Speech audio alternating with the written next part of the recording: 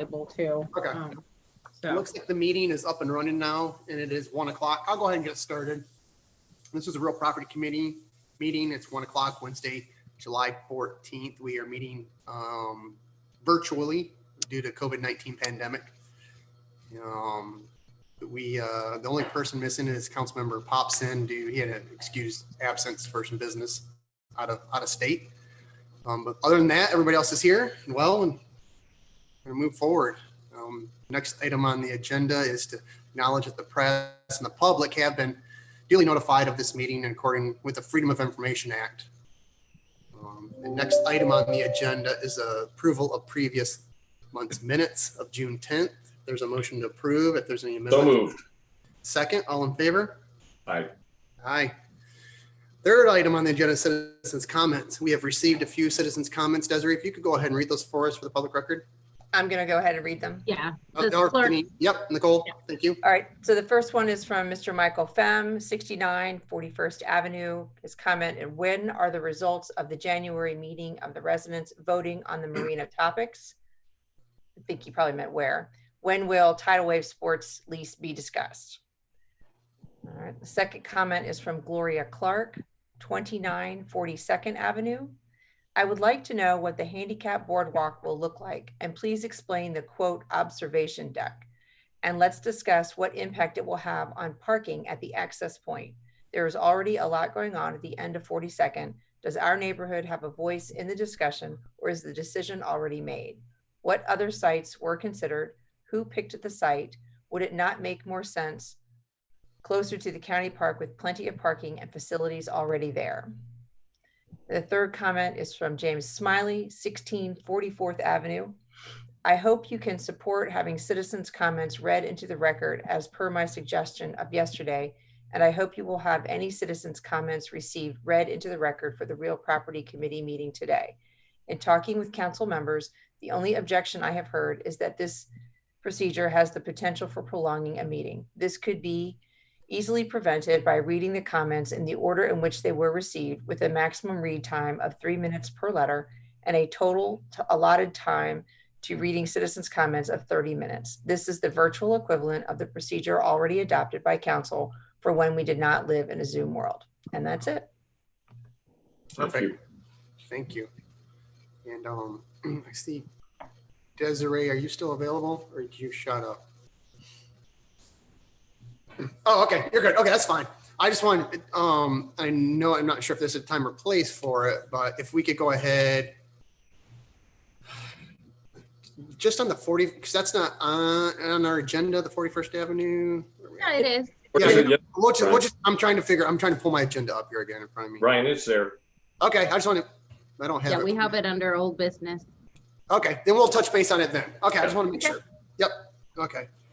Then we'll move on. We had marina tenants, and that was via Michael Phim. Under old business, let's update us on the marina dock permitting in the dock rehabilitation project. I think right now we're getting ready to, or have, get the RFP out for the docks on Moore Creek.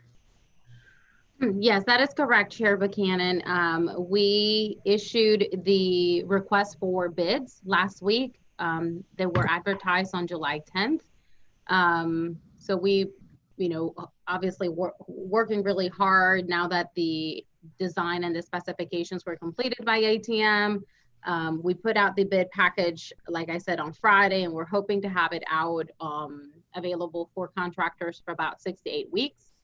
The deadline for questions will be August 21st, and the deadline for bids September 4th. That gives us enough time to evaluate all of the bids received, also have a pre-bid meeting sometime in July. It's currently scheduled for the 23rd. And hoping that we would get council Ways and Means and council approval in September during the regular meetings.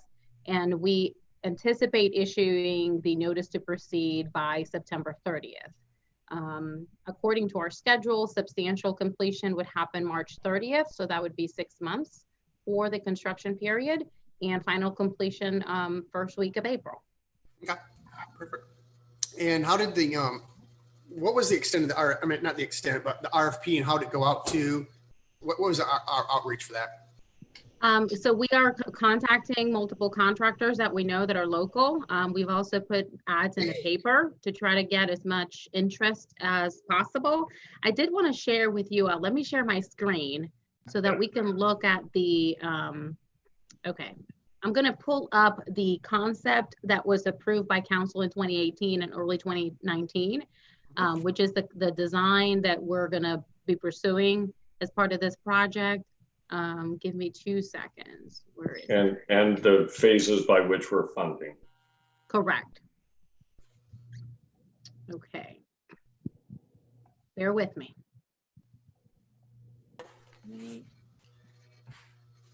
It's funny, you talk about approving this in 2018, 2019. We're halfway into 2020 right now. Tell Yeah. me about it. Okay, can you see my screen? Yes. Mhm. Okay, so you all recall after the referendum failed, we went back and through real property discussed what was truly essential and what needed to be done to, for the marina docks. And we continue to work with ATM to develop a new concepts of what that would look like. And they presented 3 concepts. Mhm. This was the first one, and it separates the areas to be improved upon by phases. And the concept that was recommended by real property and approved by council back in 2018 was concept number 2.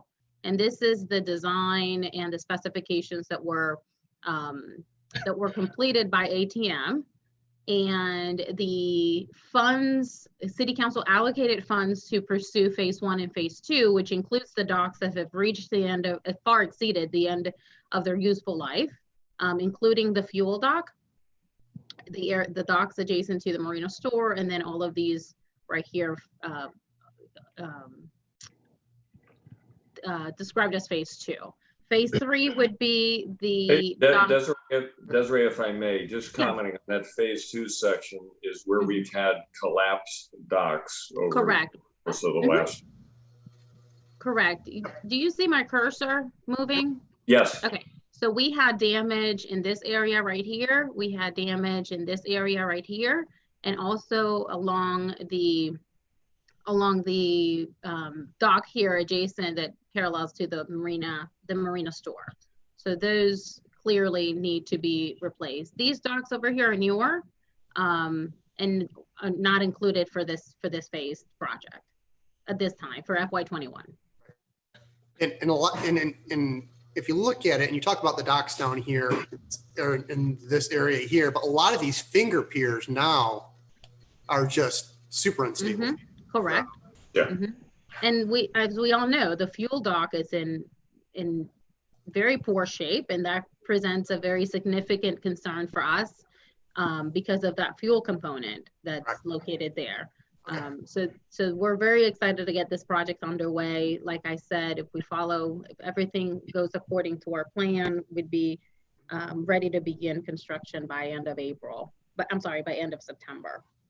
Yeah.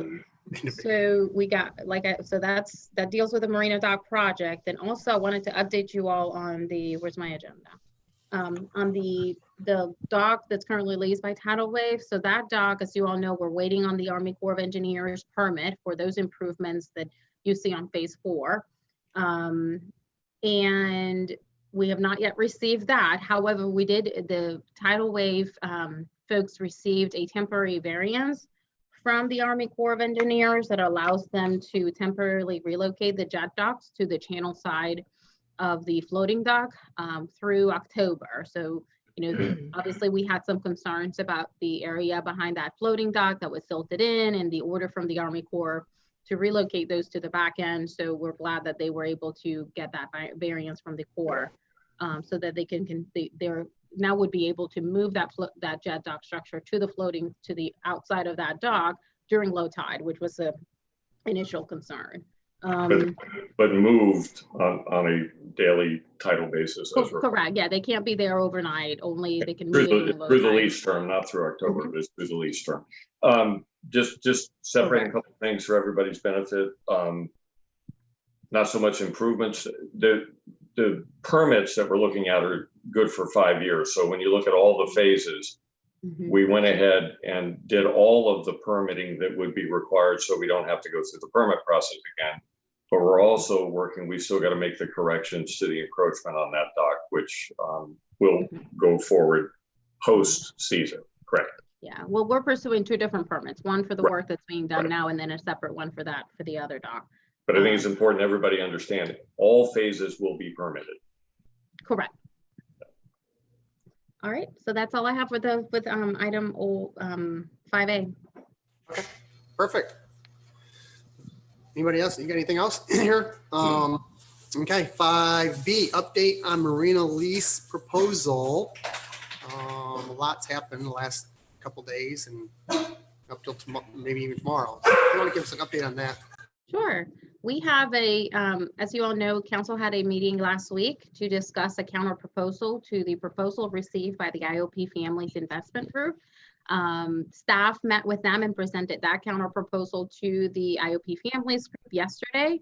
And we will have a follow-up meeting tomorrow morning to hopefully nail this down. Perfect. Randy, you got anything? Just moving along. I know, let's get this thing done. Oh, wow. Yes. Record time. No, I meant with the lease. We still have to Oh, Yes, with the lease. no Let's get the record lease time done. on that. Let's get this lease signed. So, okay. Update on public safety building rehabilitation project. It's moving along. It's looking good. Yes, it's looking good. We're really excited. Again, we're still on budget and on schedule. Well, actually ahead of schedule, like I said last month. We're looking at a completion date by November. Cross your fingers for not an active hurricane season, which we know it'll be very active now that we've said it. But right now, a current update on where we are with that project. The demo of all of the exterior siding will be completed this week. Not the new waterproofing will be completed this week as well, as followed by the new siding. They're currently finishing up on the front end of the fire truck bay currently, and are holding off a little bit on the front entrance for the canopy installation that you recall we had this option about the sort of two-story entrance, and we went with a more simpler design, which was already included in the budget of the project. So it does not include or entail any additional any change orders for that. They will be Did they have any drawings? I knew they said they were gonna have a couple options for that, or what they're gonna do, or they just kind of. So it was very similar to what we had already presented. It'll look a little bit more designed at the end, but we really wanted to stay within the allotted funds that were already included in the contract. And there was not a whole lot that they could design to make the simpler design look any different, but it'll look nice. I mean, That's fine. The architects have done a good job with the whole building. So the roof installation and ice and water shield will be completed this week. They are currently demolishing the apron in front of the fire truck. They started that on Monday of this week. The high roof metal panels are being fabricated and are going to be installed later this week or next week, depending on how much progress they're able to do this week. They've completed the painting halfway through the Sally Port, and for the fire department's second floor, they're installing flooring currently. And on the third floor, all new lights are being installed along with all of the new ductwork. On Monday, they'll be shutting the HVAC down on the third floor of the building to remove and replace all of the equipment that needs associated with the HVAC that will be fully replaced. A few council members have asked us to schedule and coordinate tours of the public safety building, and we've done, I think Randy and Rusty are scheduled for Monday, I believe, for a tour of the project, and anybody else that would like to, have a walkthrough and see the progress with their own eyes, let me know and I'll coordinate that. That'll work. On time and under budget. That's what we like. A good way. Moving on, the update on our Greenbelt program for the 41st Avenue deck. Okay, Obviously, we got so- some questions on that under public comments. We can maybe answer those at this time too.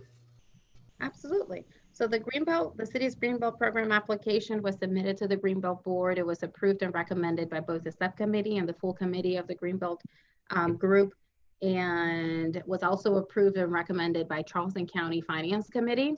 And it's going to be presented to full Charleston County Council for approval this evening. Let me pull up the slideshow that we presented to you all when this project was recommended and approved by council for Greenbelt funds. Okay, where it is. Desiree, while you're pulling that up, I will say, living right by that, there has been a lot of residential concern as to what we're doing. So, and I've seen just for the first time the drawing of the proposal. So I don't know if that's in this, but if we can talk about that, it'd be great. But we don't have any final drawings because it hasn't been designed. The plan was to wait until we had approval for the funds before engaging any full design. But what we're contemplating is something very similar as what's on 21st Avenue. Yeah, I don't know where this drawing came from then. It was sent to me by a resident, but it's pretty explicit architectural drawing. So if what you're saying, which totally accept, is that there are no valid drawings out there, the resident input will be considered, then we're Absolutely. good. Okay. Yeah, Thank definitely. Yeah, absolutely. We wanted, you know, before moving forward, obviously we were That's what I thought. the main portion of the funding comes from the Greenbelt board, and we didn't want to commit to any additional funds for design until we had to go ahead from that group. This is the location, as you all know, 42nd Avenue sort of presents a unique opportunity for the city to do a relatively flat boardwalk that would meet ADA compliant guidelines. It also has current existing handicap parking spaces and the ability to increase the number of handicap parking spaces. As you all know, that area is currently part of the residential parking district. So only residents with a valid decal are able to park there between 9 and 6 p.m. As you all know, public safety is also looking at, looking at the beach parking management plan. It's sort of as a fluid project, right? I mean, every year we go back and try to evaluate how it would be improved upon. Desiree, may I, though, there is no discussion of, that I'm aware of at least, of changing from resident to non-resident parking through that area. Correct, no. Okay. And the other thing on that is you talked about, you said additional handicap parking. It's not that we're going to have not having additional parking, just having engineers look at where those existing parking spots can be converted into handicap parking spots, correct? Well, and right now we only have one handicap spot there. Well, it depends, I had a meeting with SCDOT this week, a conference call, and we talked about a few things, and one of it was this project right here. Right. And they've assigned an engineer to look at the turning radius and, the guidelines and the requirements for any handicap parking spaces, and then make a recommendation of where those could be. Yeah. Correct. Okay. And Desiree, just from a terminology perspective and the feedback I get locally here, this term observation, observation deck has a connotation of building something like you see in a state park to watch birds. Right. As we've discussed, observation deck is a place for people that can't traverse this distance without a rest, or children with chairs, to have a place alongside the basic walkway to stop and rest. That's it. There's no massively raised observation deck in the current discussion. No, and I wish I had a picture of 21st Avenue. It's a little bit more space to the side with maybe a bench on each side for people to maybe sit and rest while they're heading to the beach, or if they can't walk to the beach. And Desiree, would you comment, that is currently, and people ask, why this path? This is a designated public safety path for police, fire, and rescue to come through. That is not going to change. It is already. It changes. And Desiree, tell me, does the blue mat remain? Yes, that will remain. And the current beach access path, as we know, it won't change because it will continue to be an emergency access path for vehicles and for police and fire. This would be to the side. It would tie to the existing handicap parking spaces that are currently here, and it would run parallel to the beach access path and then end at the seaward toe of the dune. Well, are we cutting through the dunes, or are we No, No, only the path as it's there? correct. correct. Okay. There will be some vegetation that would be lost, just, you know, as you construct over here, but no, this would also have to be permitted by DHEC as a boardwalk. So we'd go through that process, and it'll definitely meet all of those state requirements as well. But also on having plans, we will weigh resident concerns and considerations as always. Absolutely, yes. And just for my, just point of view is, I would like to see that if we could keep it, as much of the vegetation there as possible. Absolutely. Because I just don't want it to become a spillway for increased tides and hurricane seasons. That obviously tends to help. Yeah, that is a major concern of the people that live in that area. And not only that, if we can go through, and if some of the vegetation does get, taken out, the plans for a planning process or other types of vegetation that we can replace back in there to try to bring it back up to close as normal as it was. Yeah, and we sent the letter right before we submitted the proposed project to the Greenbelt Board. We sent a letter to all of the residents along 42nd and along 41st as well. And I have received some notes from residents, and, keep them coming. We'll definitely weigh in all of those concerns as we move along. And Desiree, I'll offer this here. I mean, I know most of the people that live there. They certainly can reach out. I'm sure Ryan's available as well. I'm happy to discuss with anyone. Right.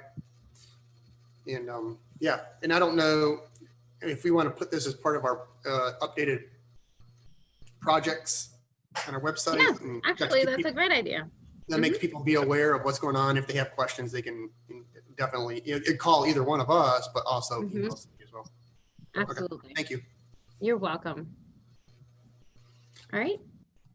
That it on that one? Okay. Yeah, we'll know more later tonight if it's approved by the Charleston County Council. Okay. Let's move on to new business. We're on record pace, by the way. Yeah, so we're going to keep it going.